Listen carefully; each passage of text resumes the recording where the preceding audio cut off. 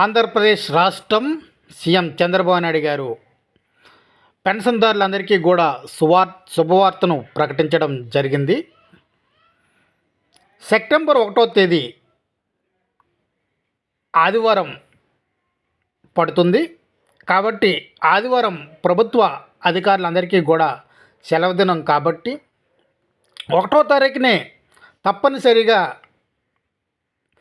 పెన్షన్లు ఇవ్వాలని రాష్ట్ర ప్రభుత్వం నిర్ణయించుకున్నది. కాబట్టి దానికి ఏవైనా అవకతవకలు జరిగే అవకాశం ఉంటుందేమో అనే ఆలోచనతో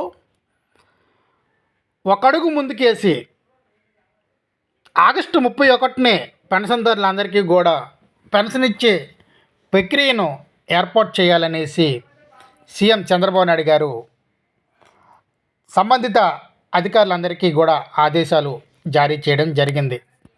ఈ విషయాన్ని శరప మంత్రివర్యులు కొండపల్లి శ్రీనివాస్ ప్రెస్ మీట్లో తెలియజేశారు. అందరికీ నమస్కారాలు. పెన్షన్ 1వ తారీఖుని ఇచ్చే క్రమం ఏదైతుందో అది ఆదివారం పడింది.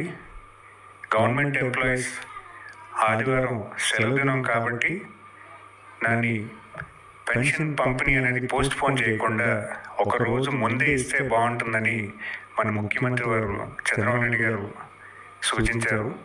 అందుకని ఈ నెల 31వ తారీఖున పెన్షన్ ఇవ్వడం జరుగుతుంది. ఎవరైతే 31వ తారీఖున పెన్షన్ తీసుకోని వాళ్ళు ఉంటే వాళ్ళకి 2వ తారీఖున పెన్షన్ ఇవ్వడం జరుగుతుంది.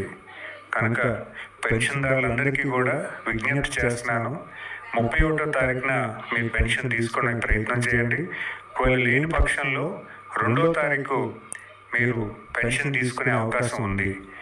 ఈ 31, 2వ తారీఖున మీరు పెన్షన్ తీసుకునే పరిస్థితి మీద కల్పించుకోవాల్సిందిగా కోరుకుంటున్నాను.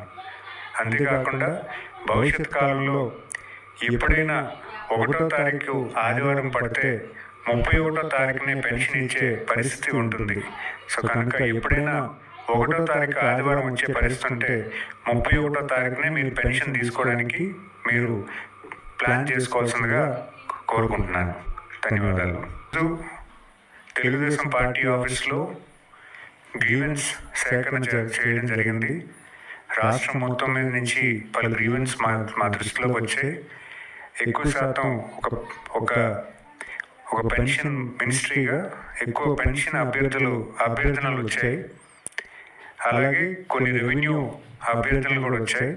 సో వాటిని ఎక్సైజ్ చేస్తూ సంబంధిత డిపార్ట్మెంట్స్ పంపించడం జరిగింది. సో ఈ గ్రీవెన్స్ ఏదైతే ఉందో ఇక్కడ వచ్చిన వాళ్ళకి వెంటనే సాల్వ్ చేసే పరిస్థితి సంబంధిత డిపార్ట్మెంట్స్కి అధికారులతో మాట్లాడి దాన్ని సాల్వ్ చేసే ప్రయత్నం కూడా చేస్తున్నామని ఈ వేదిక ద్వారా తెలియజేస్తున్నాను. నమస్కారం.